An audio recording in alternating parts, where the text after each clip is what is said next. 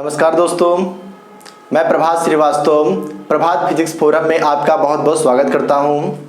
आज से हम क्लास 10th स्टैंडर्ड की साइंस पढ़ेंगे। साइंस आप जानते हैं विज्ञान, सुव्यवस्थित सुसंगठित क्रमबद्ध ज्ञान ही विज्ञान होता है। विज्ञान के 3 भाग आप पहले कक्षा 9th में पढ़ चुके होंगे, भौतिक विज्ञान, रसायन विज्ञान और जीव विज्ञान। यहाँ हम सबसे पहले भौतिक विज्ञान का अध्ययन करेंगे और भौतिक विज्ञान में सबसे पहला चैप्टर है आपका समतल पृष्ठों पर प्रकाश का परावर्तन। समतल पृष्ठों पे प्रकाश का परावर्तन कैसे होता है, ये आपका पहला चैप्टर है। इसी में हमें सबसे पहला टॉपिक जो दिया हुआ है वो है प्रकाश। सबसे पहले जानेंगे प्रकाश क्या होता है, लाइट क्या होता है। देखिएगा, प्रकाश एक प्रकार का ऊर्जा का रूप है। देखिए लिखा हुआ है, प्रकाश ऊर्जा का वह रूप है जिसकी सहायता से हमें वस्तुएं दिखाई देती हैं। देखिएगा, प्रकाश जब आता है वो फोटान के रूप में, पैकेट या बंडल के रूप में चलता है, हमारे बॉडी पे आता है, पड़ता है। जब पड़ता है तो क्या होता है, वहाँ पे वो फोटान या पैकेट बंडल फट जाता है, जिसके वजह से हमें वस्तुएं क्या होती हैं, दिखाई देती हैं। देखिएगा, प्रकाश वैसे तो आप जान नहीं पाएंगे कि यहाँ प्रकाश है या फिर नहीं है। प्रकाश सिर्फ यदि बीच में आप कोई एक ऑब्स्टेकल रख देते हैं, कोई बीच में वस्तु रख देते हैं, उस पे आकर के प्रकाश पड़ेगा तो आप समझ पाएंगे कि यहाँ पे प्रकाश है, अन्यथा आप ये नहीं समझ पाएंगे कि यहाँ पे प्रकाश है या फिर नहीं है। प्रकाश तभी आपको पता लग पाएगा जब आप किसी उसके बीच में कोई वस्तु रख देंगे। देखिएगा, प्रकाश की जो तरंग दैर्ध्य है, प्रकाश की तरंग दैर्ध्य होती है 3900 एंगस्ट्रॉम से, प्रकाश की तरंग दैर्ध्य 3900 एंगस्ट्रॉम से 7800 एंगस्ट्रॉम के बीच में होती है। ये प्रकाश की तरंग दैर्ध्य होती है। आप ये भी कह सकते हैं, दूसरी परिभाषा बना सकते हैं, प्रकाश वह होता है जिसकी तरंग दैर्ध्य 3900 एंगस्ट्रॉम से 7800 एंगस्ट्रॉम के बीच में होती है। देखिएगा, यदि 3900 एंगस्ट्रॉम से कम होगा आपका तरंग दैर्ध्य तो हमें वस्तुएं क्या होंगी, दिखाई नहीं देगी। जब हमें वस्तु दिखाई नहीं देगी तो हम ये कह सकते हैं कि यहाँ पे प्रकाश नहीं है। ऐसे ही यदि 7800 एंगस्ट्रॉम से ऊपर होता है तो इतना ज़्यादा प्रकाश हो जाएगा कि आप वस्तु को तब भी नहीं देख पाएंगे, आप नहीं जान पाएंगे यहाँ पे कौन सी वस्तु रखी हुई है। तो 3900 एंगस्ट्रॉम से 7800 एंगस्ट्रॉम के बीच में ही हमें वस्तुएं दिखाई देती हैं। हमारा जो आँख है, रेटिना है, रेटिना पे जाकर के प्रतिबिंब बनता है और प्रतिबिंब बनने के बाद क्या होता है, ये प्रकाशिक तंत्र में पहुंच के हमारे माइंड में पहुंच जाता है इंफॉर्मेशन, और हम समझ पाते हैं यहाँ पर ये वस्तु रखी हुई है। आगे इसका हम अध्ययन करेंगे। वैसे देखेंगे, प्रकाश के स्रोत क्या होते हैं। स्रोत मीन्स होता है प्रकाश कहाँ कहाँ से उत्पन्न होता है। तो आप देखते होंगे आपके घर में बल्ब लगा होगा, बल्ब से भी प्रकाश आता है। सुबह सूर्य निकलता है, सूरज से भी हमको प्रकाश मिलता है, तारों से भी हमको प्रकाश मिलता है, चंद्रमा से भी हमको प्रकाश मिलता है। इसका मतलब प्रकाश के कई सारे क्या हैं, स्रोत हैं।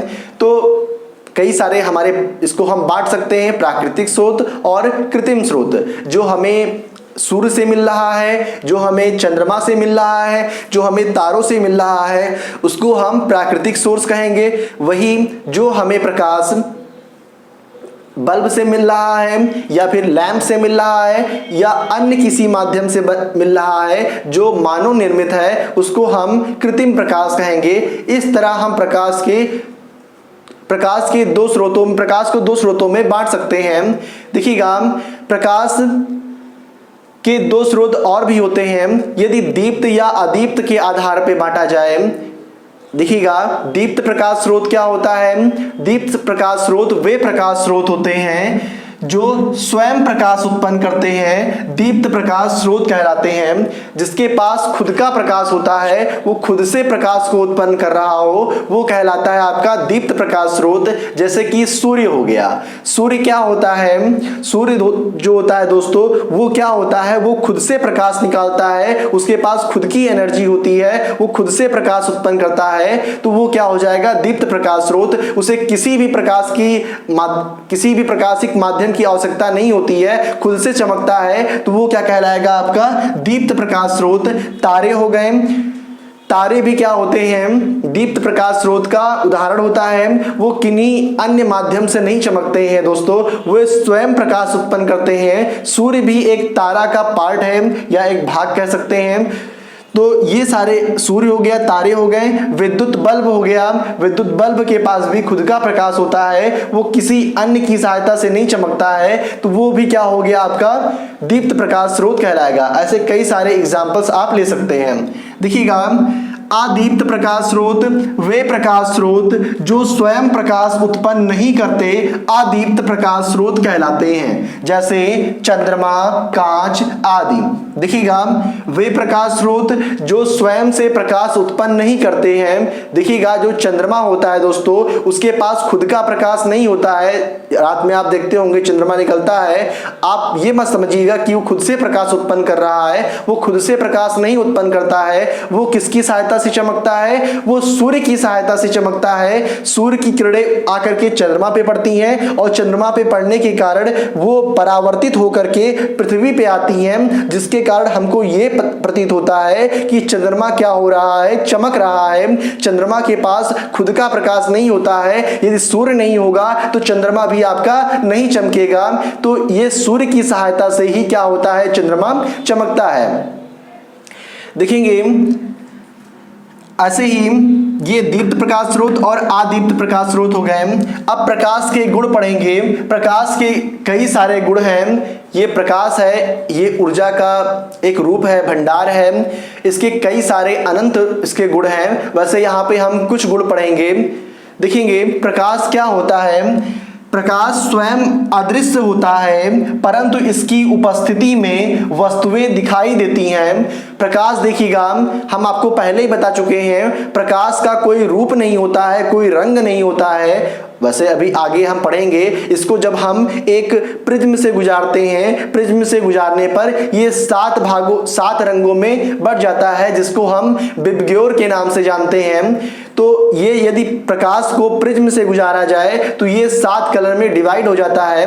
वैसे प्रकाश का हम कह सकते हैं कोई भी रंग रूप क्या होता है? नहीं होता है। प्रकाश अदृश्य होता है। जैसे कि आपका हर चीज को आप टच कर सकते हैं, लेकिन प्रकाश को आप टच भी नहीं कर सकते हैं। कहाँ है प्रकाश आप जान भी नहीं सकते हैं। जब तक कि आपका कोई भी मकान है, मकान में पड़ रहा है, हम पर पड़ रहा है प्रकाश, तब हम आपको दिखाई दे रहे हैं। यदि हम पे प्रकाश ना पड़ता तो आपको हम दिखाई नहीं देते। प्रकाश, लाइट को ऊपर डालिए, प्रकाश कहाँ गया आपको जान नहीं मिलेगा जब तक कि उसके बीच में अवरोधक को आप नहीं रख देंगे। तो अवरोधक को रखने पर ही आपको प्रकाश मालूम होगा कि यहाँ पे प्रकाश है या फिर नहीं है। देखिएगा, तो लिखा हुआ है प्रकाश स्वयं अदृश्य होता है, परंतु इसकी उपस्थिति में वस्तुएं दिखाई देती हैं। यहाँ प्रकाश पड़ रहा है, परावर्तित हो रहा है, ये आपके मोबाइल कैमरे में जा रहा है, फिर मोबाइल कैमरा के माध्यम से ये रिकॉर्ड हो रहा है, फिर आप इसको देख पा रहे हैं। तो ये प्रकाश क्या होता है? स्वयं में अदृश्य है, लेकिन इस पे पड़ने के कारण क्या हो रहा है? हमें वस्तुएं दिखाई दे रही हैं। दूसरा है आपका प्रकाश का गुण होता है प्रकाश सरल रेखा में गमन करता है। प्रकाश का गुण है प्रकाश कैसे चलता है? सीधी रेखा में चलता है। देखिएगा, ये पेन है, यदि यहाँ से आप टॉर्च जलाइए, टॉर्च जलाएंगे तो क्या होगा? इसकी जो छाया है इसके पीछे बनेगी या जस्ट पीछे बनेगी। तो इसका मतलब हुआ प्रकाश सीधी रेखा में गमन कर रहा है, जिसके कारण क्या हो रहा है? इसकी छाया चित्र कहाँ बन रहा है? पीछे की ओर बन रहा है। तो प्रकाश क्या होता है? सरल रेखा में गमन करता है। देखिएगा, प्रकाश सरल रेखा में गमन करता है और प्रकाश तरंग के रूप में भी चलता है। हाइगेंस का तरंग सिद्धांत हम पढ़ेंगे इंटर में है आपका हाइगेंस का तरंग सिद्धांत। हाइगेंस ने बताया कि प्रकाश जो होता है वो तरंग के रूप में चलता है, वेव्स के रूप में चलता है। वेव क्या होता है? तरंग क्या होता है? देखिएगा, प्रकाश जो होता है ये इस फॉर्म में ऊपर ऐसे जाता है, फिर नीचे, फिर ऊपर, फिर नीचे, ऐसे ये क्या बनाता है, तरंग बनाता है। देखिएगा इस रूप में चलता है। अब हमसे एक बच्चा पूछा कि सर प्रकाश तरंग के रूप में भी चलता है और प्रकाश क्या होता है, सीधी रेखा में भी चलता है। आप दोनों बता रहे हैं कि ये सीधी रेखा में भी चलता है और ये तरंग के रूप में भी चलता है। तो इसका आंसर ये है, देखिएगा प्रकाश के आप किस नेचर का अध्ययन कर रहे हैं, किस प्रकृति का अध्ययन कर रहे हैं। प्रकाश एक प्रकार की ऊर्जा होती है और हम बताए थे दोस्तों, आप जानते हैं ऊर्जा क्या होता है। देखिएगा एक कंकड़ है, कंकड़ को आप एक पानी में फेंकते हैं, जब पानी में फेंकते हैं तो आप देखे होंगे उसके चारों ओर तरंग उत्पन्न होता है। ये पानी की लहरें ऐसे ऐसे बनते हुए आगे की ओर क्या होती हैं, बढ़ती हैं। आप एक पाउंड में क्या कर रहे हैं, एक कंकड़ फेंक दे रहे हैं, फेंकने पर क्या होगा, ये तरंग इस प्रकार से आगे की ओर बढ़ते हुए चली जाएगी। तो ये एक प्रकार का क्या बना रहा है, तरंग बना रहा है। यहां से जो ऊर्जा उत्पन्न हुई वो तरंग के रूप में उत्पन्न हुई, तो ये ऊर्जा है। ऊर्जा हम कह सकते हैं कि तरंग के रूप में चलती है। ऐसे ही दोस्तों यदि एक बंदूक लेते हैं, बंदूक में एक गोली फिट करते हैं, उस गोली का क्या है, कुछ ना कुछ भार है और इसको हम कुछ वेलोसिटी से आगे की ओर धकेल देते हैं या फिर हम उसका ट्रिगर दबा देते हैं जिसके कारण उसमें वेलोसिटी आ जाती है। तो आप जानते हैं K बराबर होता है हाफ mv² होता है। K फॉर काइनेटिक एनर्जी और M for mass, V for velocity. तो किसी भी वस्तु में जिसमें द्रव्यमान होता है और जिसमें वेलोसिटी होती है तो उसमें क्या आ जाता है, गतिज ऊर्जा आ जाती है। कौन सी ऊर्जा आती है, गतिज ऊर्जा आती है। तो यदि उसमें गतिज ऊर्जा आ गई तो वो देखिएगा इस ट्रिगर को हमने दबाया, अब ये गोली क्या हुई, आगे की ओर गई और जैसे भी आपका बंदूक होगा 1 किलोमीटर 2 किलोमीटर कितना उसका रेंज है, कितना वो भेज सकता है उस गोली को, वो वहां जा करके फिर क्या होगी, गिरेगी। तो क्या है, हमने यहां से ट्रिगर दबाया, गोली सीधी चली गई, तो यहां पे जो ऊर्जा है उस ऊर्जा को हमने सीधे भेजा। तो हम कह सकते हैं ऊर्जा सीधी रेखा में भी चलता है और ऊर्जा क्या होता है, ये तरंग के रूप में भी चलता है। और प्रकाश भी क्या है, ऊर्जा का ही एक रूप है। तो प्रकाश भी क्या होगा, प्रकाश के हम देखिएगा, कोई पूछता है प्रकाश तरंग के रूप में चलता है, तो प्रकाश के किस नेचर का अध्ययन कर रहे हैं, तरंग के नेचर का अध्ययन कर रहे हैं या फिर हम सीधी रेखा में चलने का अध्ययन कर रहे हैं, किस नेचर का अध्ययन कर रहे हैं, तो ये इस पे डिपेंड करेगा। तो प्रकाश भी क्या है, ऊर्जा का रूप है। तो प्रकाश सीधी, आप कह सकते हैं कि सरल रेखा में चलता है और प्रकाश क्या होता है, तरंग के रूप में भी चलता है। अगला है आपका प्रकाश पारदर्शी माध्यम। जैसे पारदर्शी माध्यम क्या होता है, जैसे कि आप कांच लीजिए, कांच के दोनों ओर आपका पॉलिश ना हो, सिंपल हो आपका कांच, प्रकाश इधर से आता है और प्रकाश क्या हो रहा है, इधर की ओर निकल जा रहा है, ट्रांसपेरेंट है, यहां से आया और इधर से क्या हुआ, प्रकाश निकल गया। तो प्रकाश पारदर्शी माध्यम, जैसे कांच हो गया, वायु हो गया, वायु भी क्या है, ये पारदर्शी माध्यम है, कांच वायु आदि में से गुजर सकता है, परंतु अपारदर्शी माध्यम जैसे लोहा लकड़ी आदि में से गुजर नहीं सकता है। ये देखिएगा, आप अपने घर पे प्रैक्टिकल करिएगा, एक लकड़ी लीजिएगा, लकड़ी एक रखिएगा, फिर उसके सामने टॉर्च जलाइएगा, आपका प्रकाश जो है उस लकड़ी को पार नहीं कर सकता है। लेकिन आप सिंपल टॉर्च लकड़ी को हटाइए फिर जलाइए, तो वायु क्या है, पारदर्शी माध्यम है, प्रकाश इस ओर से उस ओर क्या होगा, गमन कर जाएगा। तो प्रकाश पारदर्शी माध्यम में गमन कर सकता है। आप एक ट्रांसपेरेंट कांच लीजिए, पारदर्शी कांच लीजिए जिसके दोनों ओर पेंटिंग वगैरह मत हो, ठीक है, फिर यहां से जलाइए टॉर्च को, इस ओर प्रकाश क्या हो जाएगा, गमन कर जाएगा। तो प्रकाश पारदर्शी माध्यम में गमन कर सकता है, गुजर सकता है उससे, लेकिन अपारदर्शी माध्यम जैसे लकड़ी हो गया, लोहा हो गया, इन सब से क्या होता है, गुजर नहीं सकता है। तो ये प्रकाश का एक गुण होता है। और प्रकाश का गुण क्या होता है, प्रकाश विभिन्न माध्यमों में प्रकाश की चाल, विभिन्न माध्यमों में प्रकाश की चाल भिन्न भिन्न होती है। देखिएगा, निर्वात में प्रकाश की चाल 3 × 10⁸ मीटर प्रति सेकंड होती है।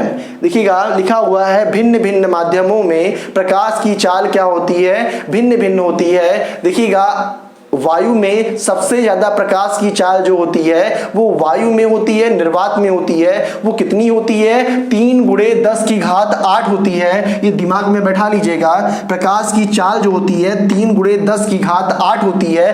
कहां पर होती है? तो ये वायु में होती है। यदि आपका वायु से जल में जा रहा है या वायु से तेल में प्रवेश करा रहे हैं तो प्रकाश की चाल क्या हो जाएगा? बदल जाएगा। लिखा हुआ है भिन्न भिन्न माध्यमों में प्रकाश की चाल क्या होती है? भिन्न भिन्न होती है। यदि आप मीडियम को चेंज कर दे रहे हैं, वायु को हटा करके आप पानी में उसको इंटर करा रहे हैं, जैसे कि आपका समुद्र में इंटर कर रहा है, समुद्र में जब प्रकाश इंटर करता है तो उसकी चाल वहां पर क्या होती है? बदल जाती है।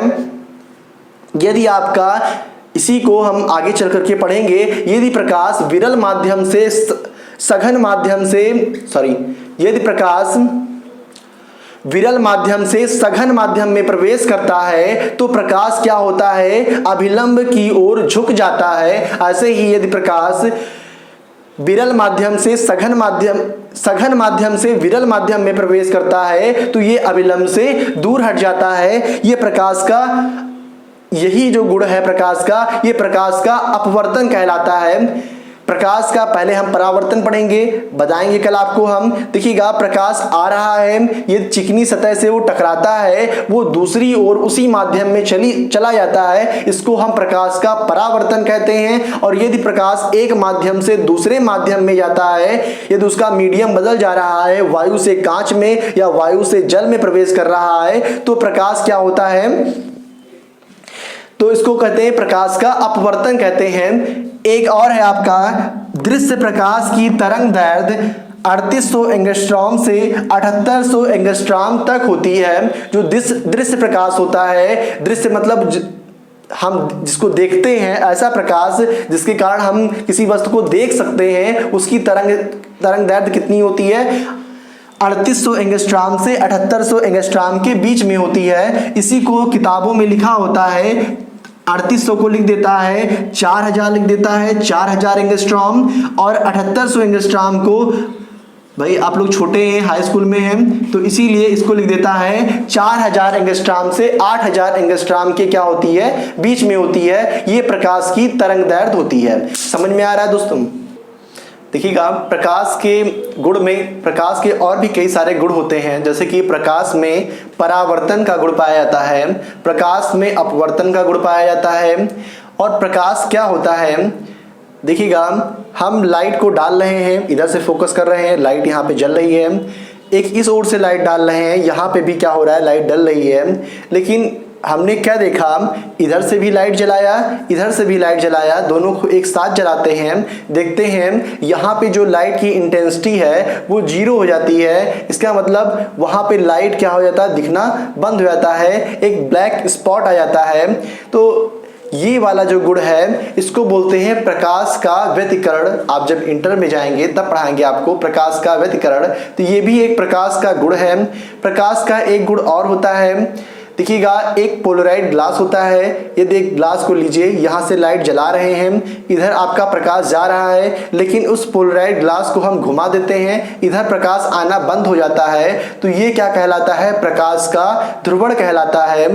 प्रकाश का एक गुण और होता है, उसको बोलते हैं प्रकाश का विवर्तन बोलते हैं। प्रकाश का विवर्तन क्या होता है? आप लोग देखे होंगे, एक प्रकाश आ रहा है, किसी कोने से टकराता है, टकराने के बाद वो ऐसे तिरछा मुड़ जाता है, तो आने के बाद प्रकाश आ रहा है, ये पेन हमने रास्ते में खड़ा कर दिया, आने के बाद ये प्रकाश सीधे जाने के बजाय ये हल्का सा ऐसे टिल्ड हो जा रहा है, तो इसी को बोलेंगे प्रकाश, जो कि यहाँ पे क्या होना चाहिए? इधर परछाई इसकी बननी चाहिए पूरे में, लेकिन क्या होता है? हम देखते हैं कि प्रकाश ऐसे आता है, प्रकाश ये ऐसे आ रहा है, यहाँ से लाइट आ रही है, यहाँ पे हमने एक वस्तु रख दिया, अब प्रकाश इधर से गमन कर रहा है। प्रकाश हम जानते हैं सीधी रेखा में चलता है, इसका मतलब सीधे जाना चाहिए, लेकिन प्रकाश क्या होता है? ये इससे आता है, टकराता है और ये ऐसे मुड़ जाता है। इतने जगह में जहां आपका छाया होना चाहिए वहां भी आपको क्या मिलती है? लाइट मिलती है। तो इस चीज को, इस घटना को हम बोलते हैं प्रकाश का विवर्तन बोलते हैं। ये भी एक प्रकाश का क्या होता है? गुण होता है। इसके आगे हम देखेंगे प्रकाशिक माध्यम। प्रकाशिक माध्यम क्या होता है, लिखा हुआ है प्रकाश जिन माध्यमों से होकर गुजरता है उन्हें प्रकाशिक माध्यम कहते हैं। प्रकाश जिस माध्यम से होकर गुजरता है उसे क्या कहते हैं, हम प्रकाशिक माध्यम कहते हैं। देखिएगा जैसे आपका सबसे इसको निम्नलिखित 3 भागों में बांटते हैं हम, कौन कौन सा है, देखिएगा एक है आपका पारदर्शक माध्यम, लिखा हुआ है जिन माध्यमों से होकर प्रकाश का अधिकांश भाग गुजर जाता है उसको हम कहते हैं पारदर्शक माध्यम। जिसमें से प्रकाश का अधिकांश भाग गुजर जा रहा हो उसको क्या कहेंगे, पारदर्शक माध्यम। एक कांच लीजिए, अभी हम बता चुके हैं इससे पहले प्रकाश के गुण में, कांच लीजिए, यहां से लाइट जलाइए, इस ओर इसका प्रकाश का अधिकांश भाग निकल जा रहा है, इसको हम क्या बोलेंगे, पारदर्शक माध्यम। देखिएगा किसी किसी टॉर्च के सामने भी लगा होता है, लेंस भी होता है, लेंस आगे बताएंगे आपको हम। ऐसे एक शीशा होता है, शीशे से क्या होता है, लाइट जलती है, इस शीशे में से पार होकर के बाहर निकल जाती है, तो वो एक पारदर्शक माध्यम का कार्य करती है। ऐसे होता है पारभासक माध्यम दूसरा, जिन माध्यमों से होकर प्रकाश का अधिकांश भाग ही गुजर पाता है, जिन माध्यमों से होकर प्रकाश का आंशिक भाग ही गुजर पाता है, मतलब कुछ ही भाग गुजर पा रहा हो, उसे हम बोलते हैं पारभासक माध्यम बोलते हैं। पारभासक माध्यम देखिएगा जैसे कि एक कागज है, कागज में आप पहले टॉर्च जला रहे हैं, उसमें से टॉर्च जो जला रहे हैं उसमें से लाइट क्या हो रहा है, इधर से उधर पार नहीं हो पा रहा है, लेकिन इसको हम तेल में डिबो करके फिर निकाल लेते हैं, तो वो एक बन जाता है ना ही वो ट्रांसपेरेंट मीडियम रह जाता है, ना ही वो आपका कह सकते हैं ओपेक मीडियम रह जाता है। यहाँ से हम लाइट को जला रहे हैं तो ना ही ये अब रह गया है पारदर्शक माध्यम रह गया है, और ना ही यह अपारदर्शक माध्यम रह गया है। अब लाइट जलाते हैं, यहाँ से प्रकाश का कुछ भाग निकल जाता है, इसको हम क्या बोलते हैं, पारभासक माध्यम बोलते हैं। और तीसरा है आपका अपारदर्शक माध्यम, जिन माध्यमों से प्रकाश का कोई भाग गुजर नहीं पाता है उसे हम बोलते हैं अपारदर्शक माध्यम। जैसे कि लकड़ी हो गया, कांच हो गया, मैबी हो गया, लकड़ी हो गया, लोहा हो गया, हम हो गए, ये सब क्या है, अपारदर्शक माध्यम का एग्जाम्पल है। देखिएगा लकड़ी, लोहा, ये सब क्या है, अपारदर्शक माध्यम। लकड़ी को रख दीजिए इसके सामने, लाइट के सामने, इधर और प्रकाश गुजर नहीं पाता है, इसको हम क्या बोलते हैं, अपारदर्शक माध्यम। अगला टॉपिक है आपका प्रकाशिक किरणें। तो ये वैसे इंपॉर्टेंट नहीं है एग्जाम के व्यू में, लेकिन देखा जाए ये आपको जानना जरूरी है। फिर है प्रकाशिक किरणें। प्रकाशिक किरणें आपकी 3 प्रकार की होती हैं। प्रकाशिक किरणें क्या होती हैं, आपके निर्वात में प्रकाश क्या होता है, एक सरल रेखा में गुजरता है, इसी को हम क्या बोलते हैं, प्रकाशिक किरणें बोलते हैं। ये 3 प्रकार की होती हैं। पहला होता है आपका अभिसारी किरणें, दूसरा होता है अपसारी किरणें, और तीसरा होता है समांतर किरणें।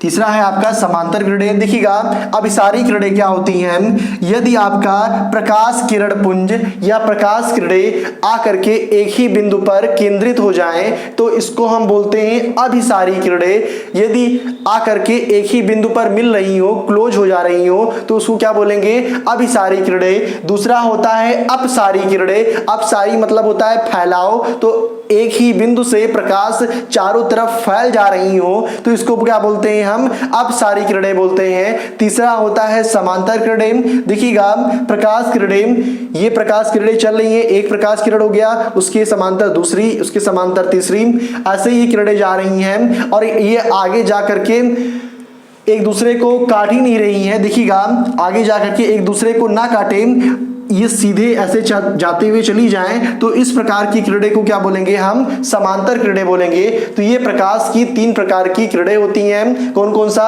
अभिसारी किरणें, अपसारी किरणें और तीसरा क्या हो गया, समांतर किरणें। इसके आगे हम पढ़ेंगे प्रकाश का परावर्तन पढ़ेंगे। प्रकाश का परावर्तन हम अगले वीडियो में अध्ययन करेंगे। धन्यवाद।